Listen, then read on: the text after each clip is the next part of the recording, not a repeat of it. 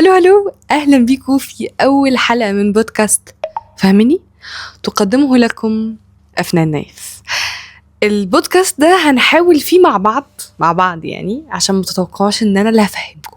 اوكي، هنحاول فيه مع بعض نفهم حياة الكبار دي بتتعاش ازاي، عشان هي طلعت صعبة قوي. بأول حلقة في هذا البودكاست بعنوان على مهلك.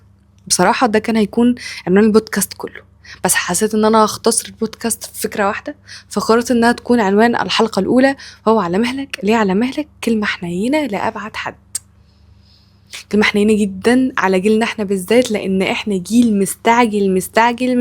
انا كنت مستعجلة تم 18 سنة، كنت مستعجلة اتخرج من الجامعة، كنت مستعجلة اعمل كل حاجة في الحياة، وعملتها في وقتها عادي جدا، ما حصلش اي حاجة. وكل ما بقول لحد من جيلنا او الجيل اللي قبلنا على مهلك، بحس ان هو ايه ده، دي كلمة غريبة قوي، هي فعلا كلمة غريبة جدا علينا،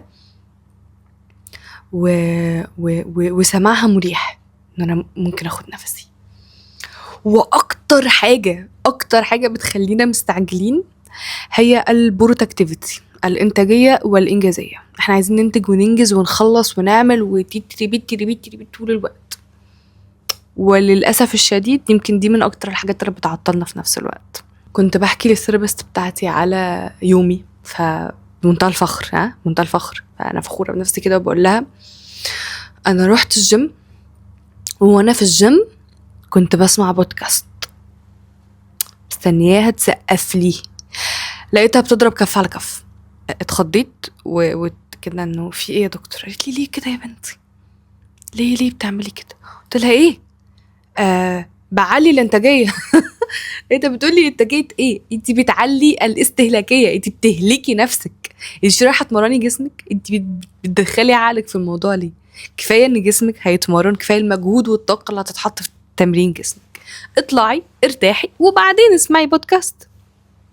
ان انت في الحاله دي بتهلكي جسمك وبتهلكي عقلك مع بعض، فبتطلعي البيت طاقتك خلصانه. انت بتطلعي البيت عامله ازاي؟ فبصراحه بطلع السطيحه في سيخه، مفيش طاقه خالص، مفيش، علشان انا ما وزعتش المهام حسب الطاقه المستهلكه.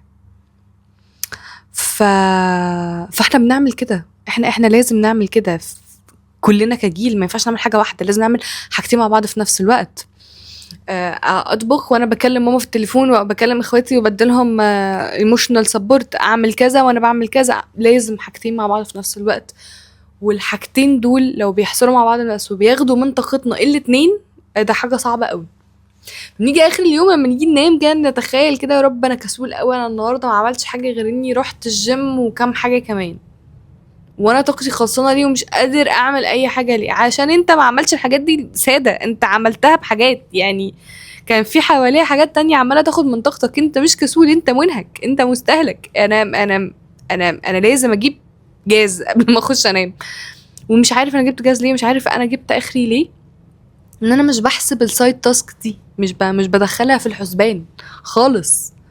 فمتخيل ان انا ما عملتش حاجه خلال اليوم، في حين ان انا بعمل 500 حاجه بس مع بعض في نفس الوقت.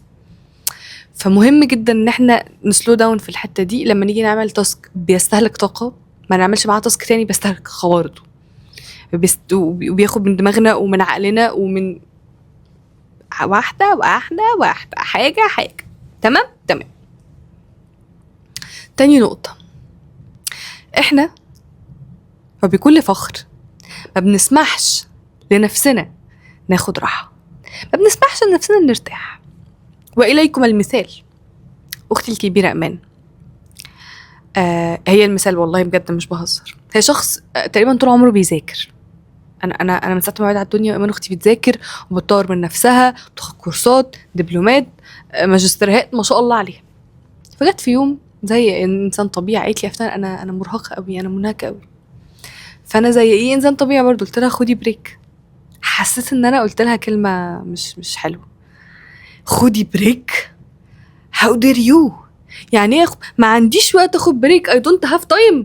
انا ما عنديش وقت اخد بريك، انا ورايا. قلت لها طب استني، يعني انت بتعملي الحاجات دي كلها وانت جايبه مرهقه، هتعمليها ازاي؟ لا بس انا ما عنديش وقت اخد بريك. قلت لها امان يا جميله، انت عامله زي النجار اللي بيقطع شجره ومنشاره تالم. منشار كان شادد حيله في الاول، كان سانن سنونه في الاول، بس تلم منه من كتر المجهود والطاقه، وهو مصمم يخلص قطع في الشجره بالمنشار التلم ده، رافض فكره انه يريح ياخد نفسه يسن المنشار والشجره تتقطع منه اسرع، لان المجهود اللي هيعمله في قطع الشجر اقل، فاضل حته قد كده. فاحنا مكسلين، مش مكسلين، رافضين نرتاح عشان فاضل قد كده، في حين ان القد كده دول لو ارتحنا وخدنا نفسنا واستجمعنا طاقتنا هنعديهم اسرع من لو كملنا واحنا جايبين اخرنا. بنرفض الراحه على اساس انها حاجه هتعطلنا، في حين انها تخلينا ننجز اسرع بكتير. لو خدنا بريك وسلملمنا شتاتنا هتنجز اسرع بكتير بكتير، يبقى عندنا طاقه نجري. عاملين زي اللي بيجري في سباق، لازم ياخد خطوتين لورا عشان يطلع اسرع، لازم نرتاح شويه عشان نطلع اسرع. طبعا المثال ده عدى عليها كده ولا ارتاحت ولا نيله وكملت حياتها، والى الان هي لحد النهارده منهكه. حاجة تانية من الحاجات اللي بتخلينا ما ناخدش راحة اصلا ونرفض كل الكلام اللي انا قلته في الاول ده بتاع ان احنا نعمل على مهلنا او ان احنا ناخد بريك والكلام ده كله، ان احنا عندنا احساس بالفومو. احساس الفومو اللي هو الفير اوف ميسنج اوت. احنا حاسين ان احنا وي ار ميسنج اوت الوت، كل اللي حوالينا وصلوا واحنا لسه، كل اللي حوالينا نجحوا واحنا لسه، ده عمل وده سوى وده مش عارف ايه، وفجأة احلام كل الناس دي بقت احلامنا احنا كمان. تخيل ان انت شخص عمره في حياته مفكر انه عايز يفتح بيزنس، بس عشان 5 من صحابه فتحوا بيزنس حاسس انه فايته حقيقة. انا من الناس كلها لازم افتح بيزنس انا كمان. يا ابني الناس مش شغال موظف في شركة كويسة وبتقبض مرتب كويس وحياتك ماشية كويس، لا انا هفتح، انا ناقصني حاجة وناقصني فايتني كتير عشان انا فتحتش بيزنس. تخيل انت شخص طول عمرك بتعمل حاجات معينه، بس لمجرد انك شفت كل الناس اللي حواليك بتعمل حاجه تانية، فجاه الحاجات دي دخلت جوه دايره احلامك وطموحاتك في حين انها مش بتاعتك اصلا ومش ليك. انا بسعى احقق ده ليه؟ عشان ده اللي انت عايز تحققه فعلا، ولا ده اللي الكل حاول فيه، ولا ده اللي الكل بيحاول يعمله؟ هل انت عايز الحاجه اللي شايفها بتلمع من بره دي؟ هل انت متاكد ان انت عايز تعمل مشروع وتتحمل كل المسؤوليات اللي بتيجي مع البيزنس، وانك بدل ما كنت بتشتغل وقت معين من كذا لكذا هتبقى تقريبا بتشتغل 24 ساعة للبيزنس ده؟ هل انت حابب ده؟ ممكن لا.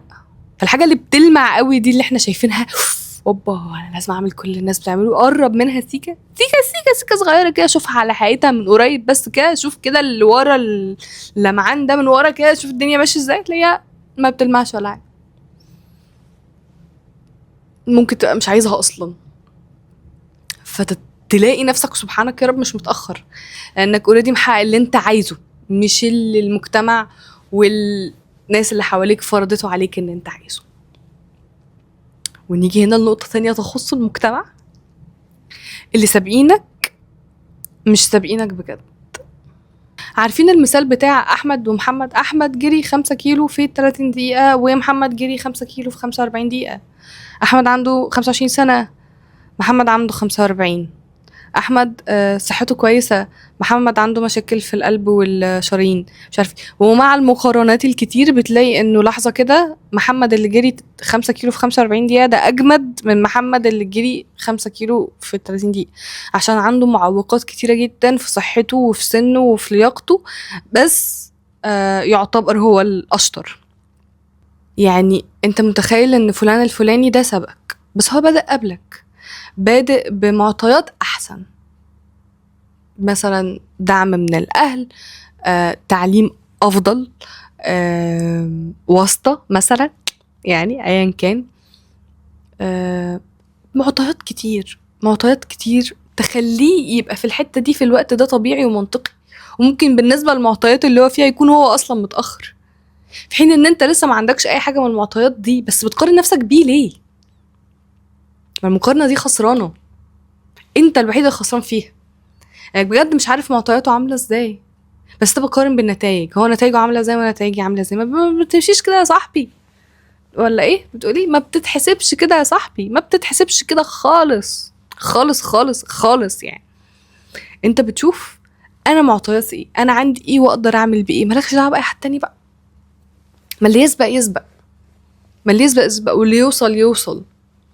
ده التايم لاين بتاعهم، ده الخط الزمني بتاعهم، وده الخط الزمني بتاعي. الفيصل الوحيد هو السعي. لو بتسعى كفايه خلاص شكرا، لو بتعمل اللي عليك خلاص شكرا، لو ماشي في التراك بتاعك ما تبصش على التراكات التانية، ما تبصش مين سبق ومين لسه. لان التراك بتاعك اللي مليان معوقات ومليان طوب وزلط والطريق اصلا مش متمهد، مختلف عن طريق الراجل اللي جنبك اللي كله زي الفل ومعد اصلا للجري ولابس كوتش مش عارف ايه، وانت ممكن تبقى ماشي حافي اصلا. تفهمني؟ فاهمني؟ اسم البودكاست. ما بتمشيش كده، ما بتتحسبش كده. ما تقارنش نفسك بحد، لان اللي سبقك مش سبقك بجد، هو ماشي في التايم لاين بتاعه بالمعطيات بتاعته بعيدا تماما عنك. فالمقارنه دي اللي دايما بتحطك تحت ضغط، انا متاخر انا متاخر، كله وصل وانا لسه، غير عادله. لما هم يبقوا راكبين بي ام وانت تبقى راكب 128 يسبقوك براحتهم. انت وال 128 توصلوا بألف سلامه، ده المطلوب. مع احترامي لكل ال 128 اللي في الحياه. كتر ما احنا بقى بنبص بقى على الناس اللي حوالينا بقى، بننسى نبص على حياتنا.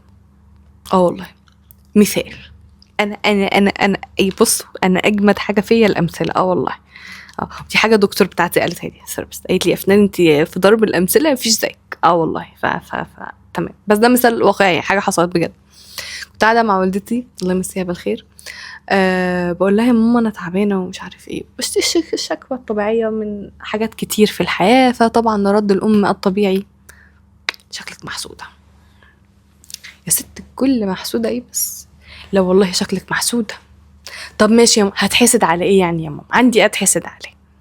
رصت لي رصه، والله قعدت تقول لي حاجات كتير جدا في حياتي ممكن اتحسد عليها. وكلامي هنا مش عن الحسد، يعني مش عن ان انا فعلا حياتي تتحسد او لا، كلامي هنا عن ان انا ما كنتش مدركه ان حياتي فيها ما شاء الله كل هذه النعم.